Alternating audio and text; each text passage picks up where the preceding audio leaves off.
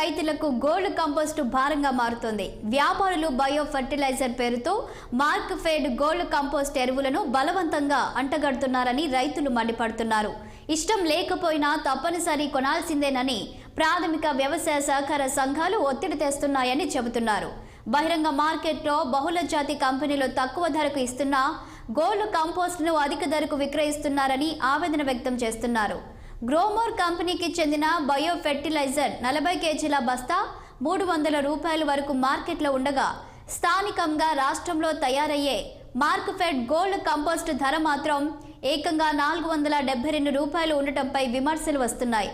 Mark fed నుంచి ఒత్తిడి పెరగడంతో ప్యాక్స్లు గోల్డ్ కంపోస్ట్ను కొనుగోలు చేయక తప్పడం లేదు. అయితే రైతులు కొనుగోలు చేయని చోట ఆ మేరకు ప్యాక్స్ల వద్దే నిల్వ ఉండిపోతున్నాయి. గత వానాకాలం సీజన్ నుంచి పూర్తి స్థాయిలో దీనిని రైతులకు అందుబాటులోకి తీసుకురావడంతో అప్పటి నుంచి ఈ ఫెర్టిలైజర్ను అంటగట్టే పనిలో మార్క్ ఫెడ్ నిమగ్నమైంది. జిల్లాలోని మార్క్ ఫెడ్ మేనేజర్లకు ఇండెంట్ పెట్టి మరీ దీనిని విక్రయిస్తున్నారు. దీంతో రైతులు, డీలర్లు, ప్యాక్స్ నిర్వాహకులు లబోదిబం అంటున్నారు.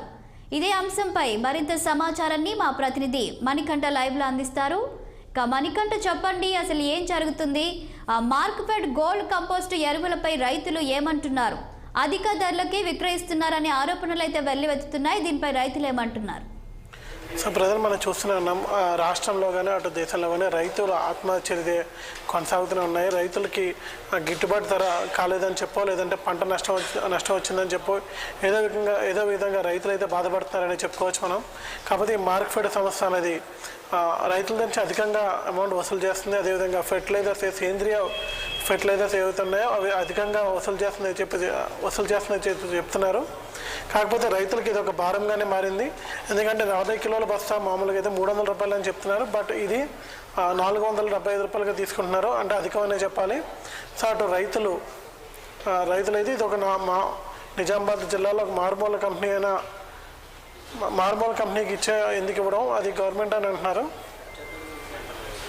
మణికంఠ, అదేవిధంగా మనం ఇక్కడ చూసినట్లయితే ఈ మార్క్ ఫెడ్ కంపెనీ ద్వారా రైతులైతే అధిక ధరలకు ఎరువులను సేకరిస్తున్నారు. అయితే వాళ్ళు ప్రభుత్వానికి అయితే విన్నవిస్తున్నారు తక్కువ ధరకు అవి విక్రయాలు చేయించేలాగా. సో మనకు ఆల్రెడీ గ్రోమర్ వంటి కొన్ని కంపెనీలు ఉన్నాయి కదా. అయితే మరి ప్రధానంగా ఈ మార్క్ ఫెడ్ కంపెనీలకు సంబంధించి ఎందుకు ఇంత ప్రాధాన్యత ఇస్తున్నారు? సో ఇదే చూసుకుంటే గత వానాకాలం ఏదైతే మొన్న రీసెంట్గా వానాకాలం సీజన్ నుంచి పూర్తి స్థాయిలో ఏదైతే మార్క్ ఫెడ్ అన్న సంస్థ రైతులకైతే ఆ ఫెర్టిలైజర్లు ఇవ్వడం జరుగుతుందని చెప్పి తెలియజేశారు.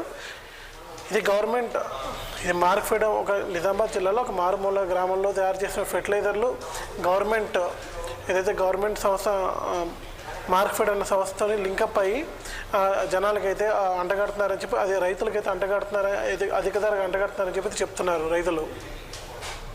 Okay, thank you Manikanta.